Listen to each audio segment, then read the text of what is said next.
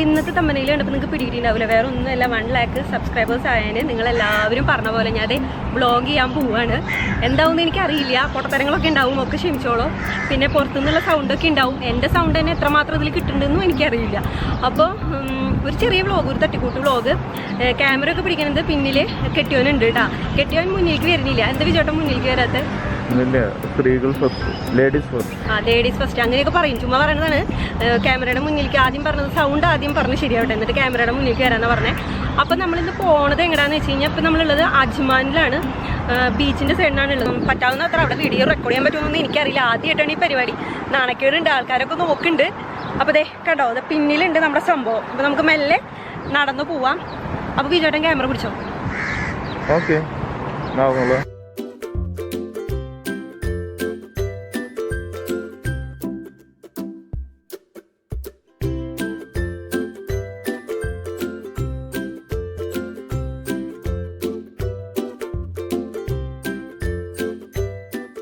നമുക്ക് കടലിൽ ഇറങ്ങണമെങ്കിൽ ഒക്കെ ഇവിടെ ഇറങ്ങുകയൊക്കെ ചെയ്യാട്ടോ.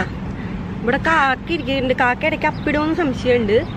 കാക്ക ഇടയ്ക്കിടയ്ക്ക് ഇവിടെ പണി പറ്റിക്കുന്നുണ്ട് കേട്ടോ. ചിപ്പിച്ചേട്ടൻ ഒന്ന് സൂക്ഷിച്ചിരുന്നു, കുഴപ്പമൊന്നും ഉണ്ടാവില്ല. അപ്പം എന്തായാലും നമുക്ക് അപ്പുറത്ത് പോയിട്ടേ ഒരു കഫേ ഉണ്ട്, അവിടെ പോയിട്ട് നമുക്ക് നല്ല ചൂട് കാപ്പി കുടിക്കാം.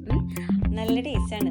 കടലിലത്തെ ആ കാറ്റൊക്കെ അടിച്ച് ആ തണുത്തിരുന്ന് സൺസെറ്റൊക്കെ കണ്ട് നല്ല ചൂട് ബണ്ണ് കിട്ടും. അവിടെ നല്ല ഭംഗിയുള്ള ഒരു ബണ്ണ് കിട്ടും, അതും നല്ല ചൂട് കാപ്പിയും ചൂട് തണുത്തത് കോൾഡ് കോഫി ഒക്കെ കിട്ടും കേട്ടോ. അപ്പം ഞങ്ങൾ ഓർഡർ ചെയ്തിട്ടാ, എന്നിട്ട് ഞാൻ കാട്ടിത്തരാം. അപ്പോൾ ചേട്ടാ അവിടെ കഴിക്കാനുള്ള സാധനങ്ങൾ ഓർഡർ ചെയ്യാൻ വേണ്ടിയിട്ട് നോക്കിക്കൊണ്ടിരിക്കുക. അപ്പം ഞങ്ങൾ എന്തായാലും ഇത് ഓർഡർ ചെയ്തിട്ടാ, അതിന് ശേഷം കാട്ടിത്തരാട്ടാ.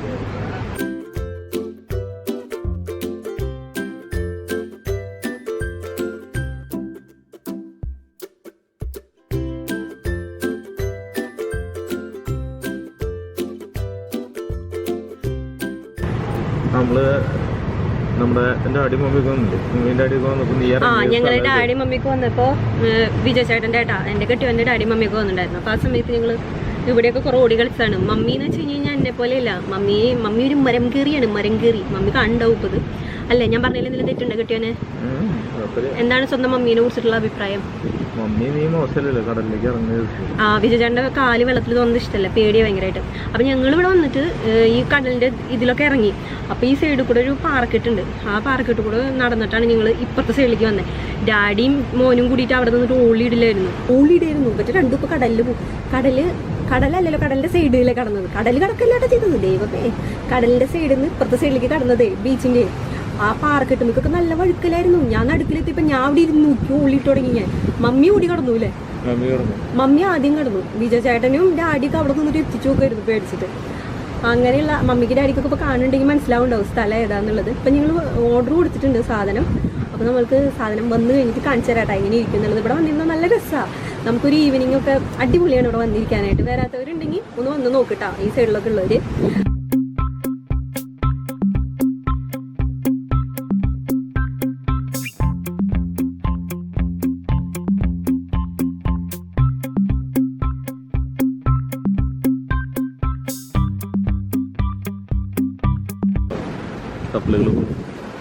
നീന്തി കിടന്നാലോന്നുള്ളതാണല്ലോ നിന്റെ സംശയം ഉണ്ടാവാറ്.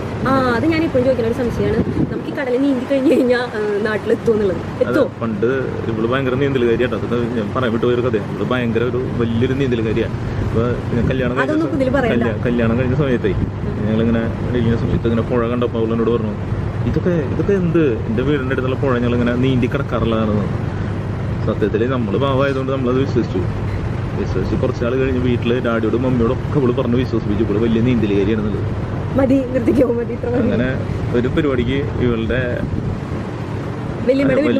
വല്യമ്മയുടെ വീട്ടിൽ ചെന്നപ്പോഴാണ് സത്യാവസ്ഥ മനസ്സിലായത്. അതിന്റെ സത്യാവസ്ഥ മനസ്സിലായത്.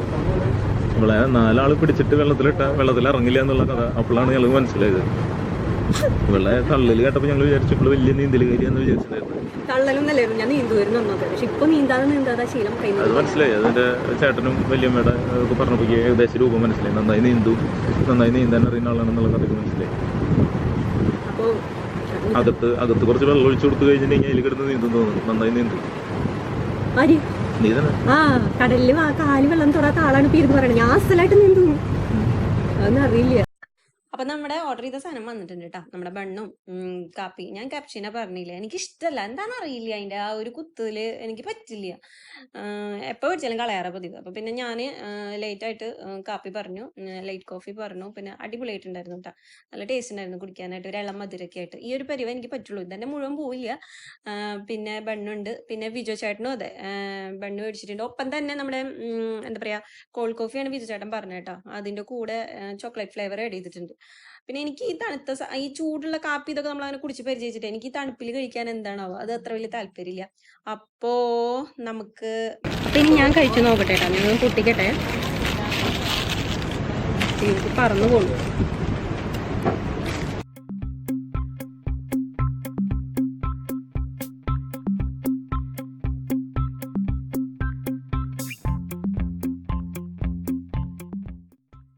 അപ്പൊ ഈ സാധനം പേട സാധനമാണ് കേട്ടോ, സൂപ്പർ ടേസ്റ്റ് ആണ്, അടിപൊളിയാണ്, നല്ലൊരു കോമ്പിനേഷനാണ്. ആ കടലിൽ നിന്നുള്ള കാറ്റും കൂടി പിന്നിലുള്ളതുകൊണ്ട് ഒരു പ്രത്യേക സുഖമാണ് ആ ചൂട് കാപ്പി ആ ബണ്ണും കൂടി കഴിക്കാനായിട്ട്. ചോക്ലേറ്റ് കോൾഡ് ചോക്ലേറ്റ് കഴിഞ്ഞു, വിജയന്റെ കോൾഡ് ചോക്ലേറ്റ് കോഫി കഴിഞ്ഞു കേട്ടോ. എന്നെ കഴിഞ്ഞിട്ടില്ല, കാരണം എനിക്ക് അങ്ങനത്തെ താല്പര്യമില്ല. ചായ ആണെങ്കിൽ ചൂടോടെ കുടിക്കുക, കാപ്പി ആണെങ്കിലും ഒക്കെ. പക്ഷെ വിജയചേട്ടൻ അങ്ങനെയല്ല, തണുപ്പ് ഇഷ്ടമല്ലേ? ചൂട് ഇഷ്ടം തണുപ്പ് ഇഷ്ടം? എനിക്കറിയാം വിജയചേട്ടൻ ഏതാ ഇഷ്ടം എന്ന്. വിജയന് എന്തും പോവും. പിന്നെ ചോക്ലേറ്റിന്റെ ഫ്ലേവറും ഭയങ്കര ഇഷ്ടമാണ്, എനിക്കിഷ്ടമല്ല, എനിക്ക് വൈറ്റ് ചോക്ലേറ്റിന്റെ ഫ്ലേവറാണ് കൂടുതൽ ഇഷ്ടം. ഈ ഒരു കാര്യത്തിൽ മാത്രം ഞങ്ങൾ തമ്മിൽ ഒരു പരസ്പര ധാരണ ഇല്ലാത്തുള്ളൂ. വിജയചേട്ടന് ഡാർക്കും എനിക്ക് വൈറ്റും, അതാണ് ഞങ്ങളുടെ കോമ്പിനേഷൻ ചോക്ലേറ്റിന്റെ കാര്യത്തിൽ. ആദ്യം അവിടെ ബോട്ടിൽ കൊണ്ടേ കാര്യം.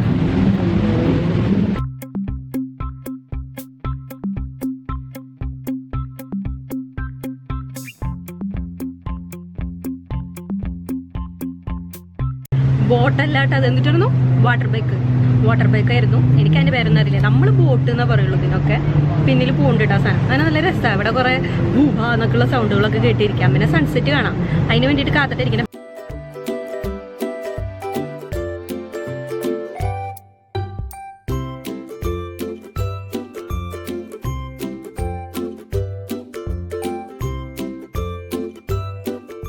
അറ്റത്തെ സൈഡിലുണ്ട് ആ പാറക്കെട്ട് കണ്ട, അവിടെ അറ്റത്ത് അതും കൂടിയാണ് ഞാനും മമ്മിയും കൂടിയിട്ട് ആ അപ്പുറത്തെ ആ സൈഡിലെ ബീച്ചിൽ നിന്ന് ഇപ്പുറത്തേക്ക് ഈ സൈഡിലേക്ക് ഞങ്ങൾ ആ പാറക്കെട്ടും കൂടിയാണ് പോകുന്നത്. ഇതേപോലെ പക്ഷെ നിറച്ച് വെള്ളം വന്നിട്ട് ഇതുമൊക്കെ വഴുക്കലുണ്ടായിരുന്നു ഇവിടെ മൊത്തം.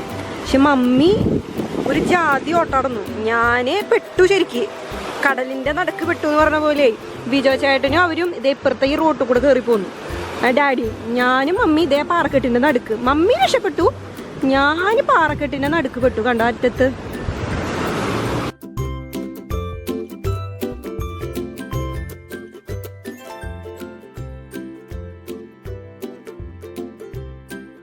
സൺസെറ്റ് ഞാൻ ഷൂട്ട് ചെയ്യാൻ പറ്റുമോ നോക്കട്ടെ കേട്ടോ, സൺസെറ്റ് കിട്ടുകയാണെങ്കിൽ ഞാൻ ഇടാം.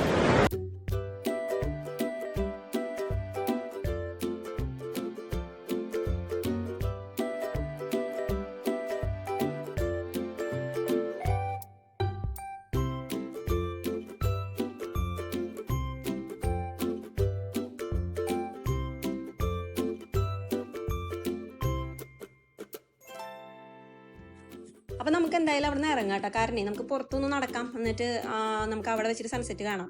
ടൈം എവിടെയോ ഒന്ന് പാളിയുണ്ടോ സംശയം സൺസെറ്റ് നോക്കിയപ്പോ.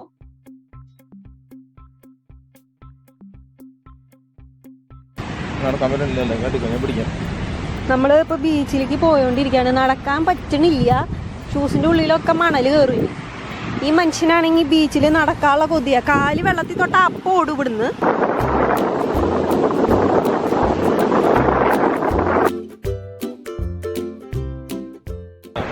ചേട്ടനെ പെടുത്തണ്ടെന്നാണ് ചേട്ടൻ പറയണേട്ടാ, ഞാൻ പെടുത്തണില്ല, ഞാനാണ് പെടുത്താത്ത വിജയ ചേട്ടനെ. സൗണ്ട് മാത്രം, ആദ്യം സൗണ്ട് ശരിയാവട്ടെ, എന്നിട്ടല്ലേ കൊണ്ടുവന്നിട്ട് കാര്യമുള്ളൂ അല്ലേ? ഗ്ലാമർ കൂടിയ ആൾക്കാരെ കാണിക്കാൻ താല്പര്യമില്ലല്ലോ. ഗ്ലാമർ കൂടിയ ആൾക്കാരെ കാണിക്കുന്നത് എന്നതിൽ നോക്കി ഒരു ഭംഗിയില്ല വിജോട്ടെ, എന്താ ഇങ്ങനെ? എനിക്ക് ഫോട്ടോ ഫേസ് ഇല്ലേ? പണ്ട് 10ാം ക്ലാസ്സിൽ പഠിക്കുമ്പോൾ ഫോട്ടോ എടുത്തപ്പോൾ എൻ്റെ കൂടെയുള്ള കുട്ടികളൊക്കെ എന്ത് ഭംഗിയായിരുന്നു എന്നറിയോ കാണാൻ. ഞാൻ മാത്രം ഒരു കോലം കെട്ട രൂപമായിരുന്നു. ഇപ്പോഴത്തെ ആധാർ കാർഡിലെ ഫോട്ടോ ഇതിൽ ഫോട്ടോ എന്ന് പറയില്ല ഓരോരുത്തർ കുറ്റങ്ങൾ. പക്ഷേ എൻ്റെ 10ാം ക്ലാസ്സിലെ ഫോട്ടോ വെച്ചാൽ ആദ്യം വിദ്രുംഭിച്ച ഫോട്ടോ ആയിരുന്നു. ഞാൻ കാണിച്ചു തരാട്ടെ ഒരു പ്രാവശ്യം നിങ്ങൾക്ക് 10ാം ക്ലാസ്സിലെ ഫോട്ടോ. ഇനി എങ്ങനെ പോകണം അത് തന്നെ മുങ്ങിക്കോളും, നമുക്ക് പോയാലോ, അത് കാണാൻ പറ്റും എനിക്ക് തോന്നുന്നില്ല. ഇത് എത്ര നേരമായി? 6:10 പറഞ്ഞിട്ടുണ്ടായിരുന്നു സൺസെറ്റ്. ഇത് എന്ത് ഈ പെണ്ണെന്തത് അങ്ങോട്ടും കൂടെ ഓടി കൊണ്ട് കിടക്കണേ? നമുക്ക് ഉച്ചയിലൊക്കെ വന്നിരിക്കാനൊക്കെ പറ്റിയ നല്ല അടിപൊളി സ്ഥലമാണ് കേട്ടോ. പ്രത്യേകിച്ച് ആ കാപ്പി കുടിച്ചിരിക്കുകയാണെങ്കിൽ നല്ല രസം. അപ്പോൾ പറയാൻ പ്രത്യേകിച്ച് അങ്ങനെ പറയാനൊന്നുമില്ല കേട്ടോ. നല്ല കാറ്റ് എന്തൊരു സുഖം അറിയാം ഇവിടെ നിൽക്കാനായിട്ട്. മുടിയൊക്കെ ആകെ കോലം കെട്ട പോലെ ചോദിച്ചോട്ടോ. എന്ത് ചെയ്യാ? ഇനി നടക്കണ്ട, അത്ര മതി. ഇനി വേണ്ട, ഇത്രയും നടന്നാൽ മതി.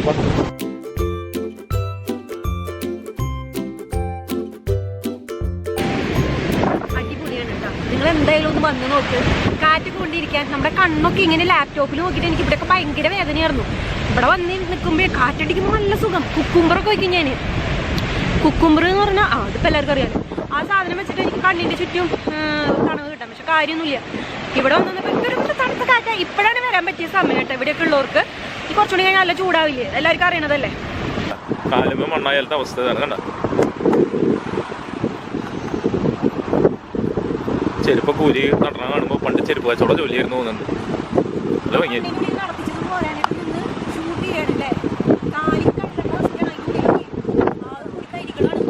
നൂര് വേഗം ഇതൊന്ന് കൊട്ടിക്കൊണ്ടിരിക്കണം. കുരങ്ങന്മാരുടെ പോലെ ഇരുന്ന് കാണിച്ചോണ്ടിരിക്കണം. കണ്ടോ, കണ്ടില്ലേ?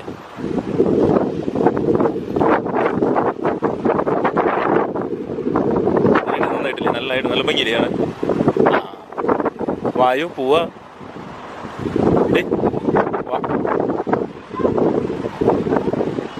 അപ്പുറത്തേക്ക് എന്നെ കൊണ്ടുപോവാണ്. നടക്കാൻ പറ്റണില്ല. എൻ്റെ ഈശോ ഇവിടെയൊക്കെ കുഴിയൊക്കെ ഉണ്ട്. എനിക്കിങ്ങനെ വർത്താനം പറഞ്ഞ പരിചയമില്ലല്ലോ. അപ്പോൾ നമ്മൾ അപ്പുറത്തേക്ക് കടന്നു കഴിഞ്ഞാൽ അപ്പുറത്തും കടൽ തന്നെയാണ്. പക്ഷെ പറയണ അപ്പുറത്തെ കടലിനെ കാണാൻ ഇത്തിരി ഭംഗിയുണ്ട് എന്നാണ് പറയണത്. അപ്പുറത്തെ കടലിന് എന്താണ് ഇത്ര വലിയ ഭംഗി? ഈ കാണുന്ന വെള്ളം തന്നെയല്ല അവിടെ. കളറിന് വല്ല മാറ്റം ഉണ്ടാവോ? കിളിപ്പച്ചയോ കിളിമഞ്ഞോ? വേറെ കളർ വെള്ളമാണ്. നേരത്തെ പറയുന്നതാണ്. എനിക്കാണെങ്കിൽ നടക്കാൻ പറ്റണില്ല. സൺസെറ്റ്. സണ്ണ് മുങ്ങിയാ ഇല്ല? അതെ കണ്ട, സണ്ണതേ അല്ല, സണ്ണല്ല, സൂര്യൻ മുങ്ങാൻ പോവാണ് കടലിലേക്ക്. നമ്മളിത് അടുത്തെത്തി തുടങ്ങിയിട്ടാ. അത് ഇപ്പുറത്തെ സൈഡ് ഇങ്ങനെ നീണ്ടു കിടക്കുകയാണ് നമ്മുടെ ബീച്ച്. എന്തൊരു ചന്തല്ലേ കാണാൻ.